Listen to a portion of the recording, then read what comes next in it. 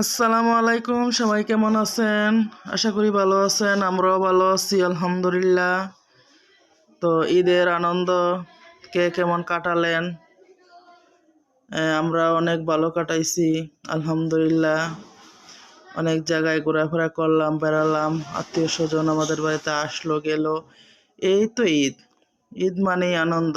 তো আজকে মেহমানদের বিদায় দিয়ে ভাবতেছি আপনাদের সাথে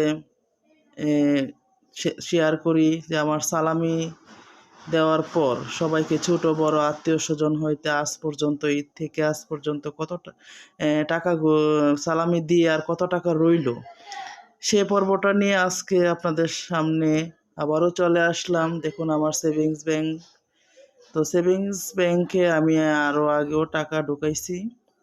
তো এখন আর কত টাকা রইলো দেখুন। যে নোটগুলা চকচকা জকজকা, 50 টাকার নোট দুইটা, তারপর 100 টাকার নোট আছে একটা, 200 টাকার নোট আর 1000 টাকার নোট। এগুলা আমার সালামির জন্য আমি রেখেছিলাম। তো সালামি সবাইকে দেওয়ার পর অবশিষ্ট টাকাটা আমি সেভিংস ব্যাংকে রেখে দিব ভাবতেছি। তো আমি আরও আগেও টাকা আরও ঢুকাইছি, নতুন নোট হলে আমি সেভিংস ব্যাংকে রেখে দিই। তো আপনারা আমার মতন কে কে এভাবে সেভিংস ব্যাংকে টাকা রাখেন অবশ্যই কমেন্ট বক্সে জানাবেন।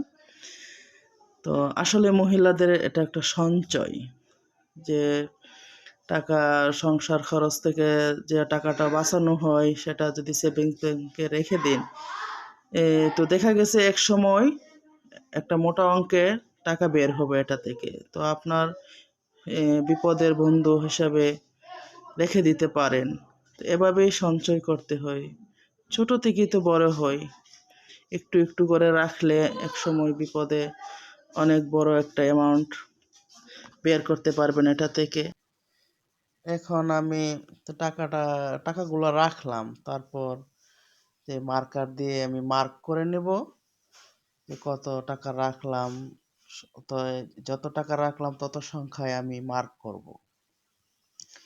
তো 1000 টাকা রাখছি, 1000 টাকায় মার্ক করতেছি, 200 টাকা, 100 টাকা, এভাবে প্রত্যেকটা সংখ্যায় আমি মার্ক করে নেব। তাহলে আমার আর বুঝতে কষ্ট হবে না আমি কত টাকা রাখছি।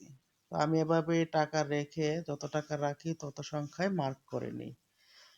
তো আপনারা আমার মতন কে কে এভাবে সেভিংস ব্যাংকে টাকা রাখেন বা এভাবে সেভ করেন টাকা, সংসার খরচ থেকে বা যে কোনো টাকা থেকে সঞ্চয় করেন বাঁচিয়ে, অবশ্যই আমাকে কমেন্ট বক্সে জানাবেন। তা আমি এভাবে রাখি। তো আপনারা সবাই চেষ্টা করবেন যে যত পারেন এভাবে রাখার। তো এখানে আমার ভিডিওটি শেষ করব। যারা শেষ পর্যন্ত আমার ভিডিওটি দেখেছেন প্রথম থেকে তাদেরকে অসংখ্য ধন্যবাদ। আল্লাহ হাফেজ।